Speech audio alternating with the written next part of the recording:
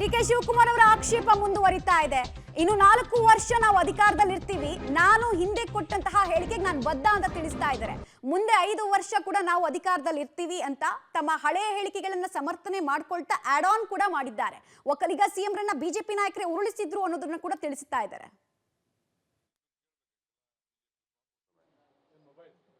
ಯಾರವ್ರವ್ರ ಬದುಕಿಗೆ ಅವರು ನೋಡ್ತಾರೆ. ಅಲ್ಲದೆ ರೆಡಿಮೇಡ್ ಆಗಿ ನಾವು ಇದ್ದೀವಿ. ಇನ್ನು 4.5 ವರ್ಷ 4 ವರ್ಷ ಇಲ್ಲಿರ್ತೀವಿ. ಅದಾದ್ಮೇಲೆ ತಿರ್ಗಿ 5 ವರ್ಷ ಇರ್ತೀವಿ. ಇನ್ನು ಮುಂದಕ್ಕೆ ಎಲ್ಲಿ ಅದೆಲ್ಲ ಮುಗಿದ ಅಧ್ಯಾಯ ಇದು. ನಾವು ನಡೆಯೋಕ್ಕಾಗಲ್ಲ, ತಿರ್ಗಿ ಮುಂದಕ್ಕೆ ಗೆಲ್ಲಕ್ಕಾಗಲ್ಲ ಅಂತಲೇ ಇವತ್ತು ಅವರೇ ಹೇಳಿದಾರಲ್ಲ ಕುಮಾರಸ್ವಾಮಿ ಅವರು, ನಮ್ಮಿಂದ ಅಲೈನ್ಸ್ ಮಾಡ್ಕೊಂಡಿದ್ವಿ ಅಂತ. ನಮ್ಮದಿಂದ ಅಲೈನ್ಸು ಸಿದ್ಧಾಂತನೇ ಮಾರ್ಕೊಬಿಟ್ರು. ನನಗೇನಪ್ಪ ಅಂದರೆ ಪಾಪ ಇಂಥ ಪರಿಸ್ಥಿತಿ ಕುಮಾರಸ್ವಾಮಿಗೇನೋ ಬಿಡಿ, ಅದನ್ನು ಲೆಕ್ಕಕ್ಕಿಲ್ಲ, ದೇವೇಗೌಡರು ಬರ್ಬೋದಾಗಿತ್ತು ಅಷ್ಟೇ. ಹಳಿನ BJP ಸಿಂಬಲಲ್ಲಿ ನಿಲ್ಲಿಸ್ಬಿಟ್ಟು ಅದು ಅವ್ರಿಗೆ ಬರಬಾರ್ದಾಗಿತ್ತು. I feel sorry for BJP ಅವರು ಬೆಳೆಸಿಲ್ಲ, ಕಾಂಗ್ರೆಸ್ನವರೇ ಬೆಳೆಸ್ಕೊಂಡಿದ್ದು ಅಂತ ಯಾರು ಅಲ್ಲ ರೀ.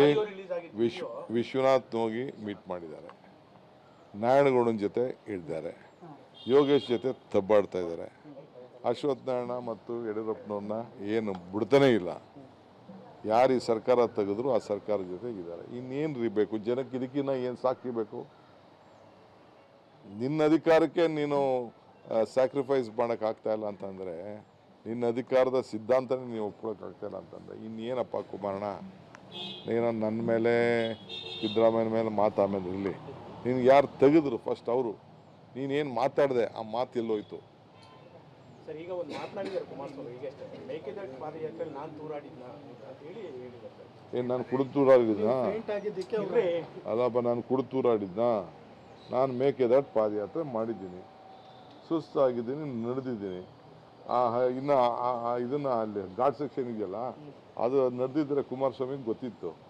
ನಾನು ಈ ಕನ್ನಡ ನಾಡಿಗೋಸ್ಕರ, ಕರ್ನಾಟಕ ರಾಜ್ಯಕ್ಕೋಸ್ಕರ, ಕಾವೇರಿ ಜಲಾನಯ ಪ್ರದೇಶಕ್ಕೋಸ್ಕರ ಆ ಮೇಕೆದಾಟು ಪಾದಯಾತ್ರೆನ ಮಾಡಿದೆ. ಈ ಕುಡಿಯೋ ನೀರು ಇವತ್ತೇನು ಪರಿಸ್ಥಿತಿ ಬಂದಿದೆಯಲ್ಲ ಅದಕ್ಕೋಸ್ಕರ.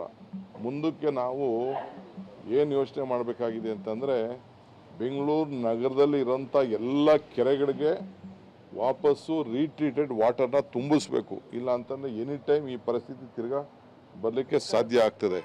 ಸೊ ಅದಕ್ಕೆ ಮುಂದಕ್ಕೆ ನೀರುಗಳನ್ನು, ಕೆರೆಗಳನ್ನೆಲ್ಲ ಉಳಿಸ್ಬೇಕು. ಬೆಂಗಳೂರಿನಲ್ಲಿ ಇರುವಂತ ಎಲ್ಲ ಕೆರೆಗಳು 100ಕ್ಕೂ ಹೆಚ್ಚು ದೊಡ್ಡ ದೊಡ್ಡ ಕೆರೆಗಳಿದೆ, ಅವನು ಸಿಎಂ ಡಿಕೆ ಶಿವಕುಮಾರ್ ಅವರ ರಿಯಾಕ್ಷನ್ ಗಮನಿಸ್ತಾ ಇದ್ವಿ. ನೇರ ಇವರು ಕೂಡ ಅನೇಕ ಆರೋಪಗಳನ್ನ ಕುಮಾರಸ್ವಾಮಿ ಅವರ ಮೇಲೆ ಮಾಡ್ತಾ ಇದ್ದಾರೆ. ಹಾಗೆ ಹಿಂದಿನ ಸರ್ಕಾರ ಬಿದ್ದಿದ್ದಲ್ಲ ಬೀಳಿಸಿದವರ ಜೊತೆಗೆ HD ಕುಮಾರಸ್ವಾಮಿ ಅವರು ಕೈ ಜೋಡಿಸಿದ್ದಾರೆ ನೋಡಿ ಅಂತ ಜನಾಭಿಪ್ರಾಯ ರೂಪಿಸುವಲ್ಲೂ ಕೂಡ ಡಿಕೆ ಶಿವಕುಮಾರ್ ಸ್ಟ್ರಾಟಜಿಗಳನ್ನ ಹೂಡ್ತಾ ಇದ್ದಾರೆ ಅನ್ನೋದು ಸ್ಪಷ್ಟ.